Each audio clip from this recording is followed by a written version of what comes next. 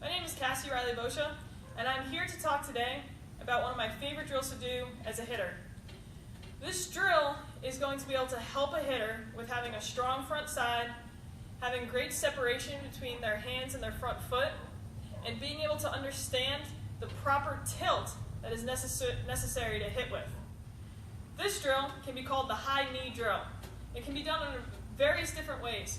For younger hitters or hitters that aren't as comfortable with their swing just yet, we can have them start off with this drill just by bringing their front foot to their back ankle.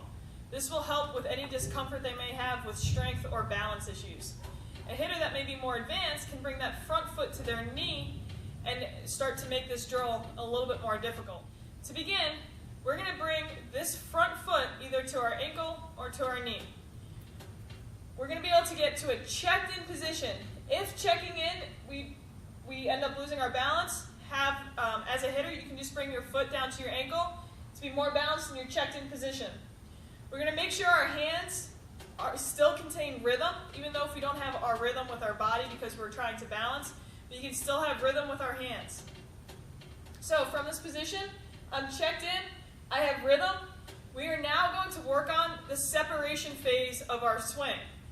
As my front foot goes forward to land, I bring my hands backwards slightly. Again, when we bring our hands backwards, we don't want to bring them back too much so that it straightens our front elbow.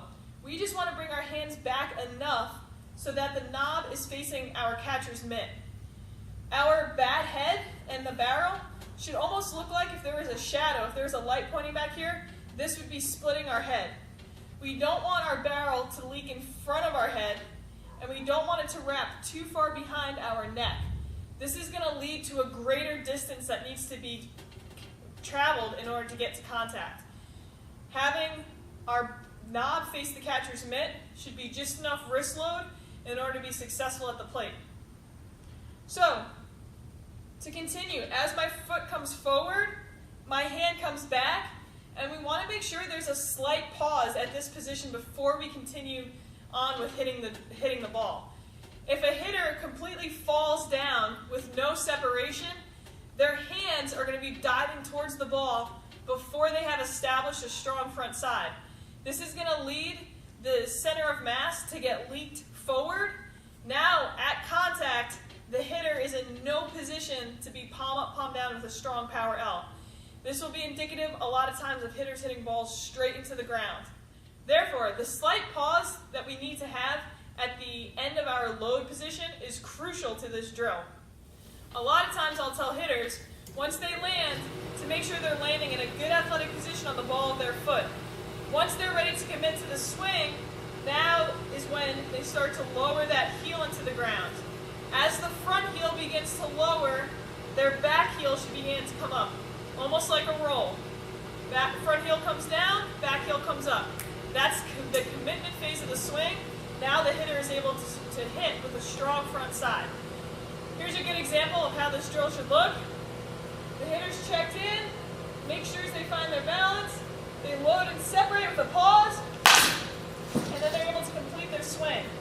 They should still have a really strong tilt, a really great strong front side. This is going to lead the rest of their swing to follow suit. Again, to review, making sure we have balance on one foot before we start the drill is very important. Making sure there is a slight pause with the hands moving backwards and the front foot moving forward simultaneously is very important.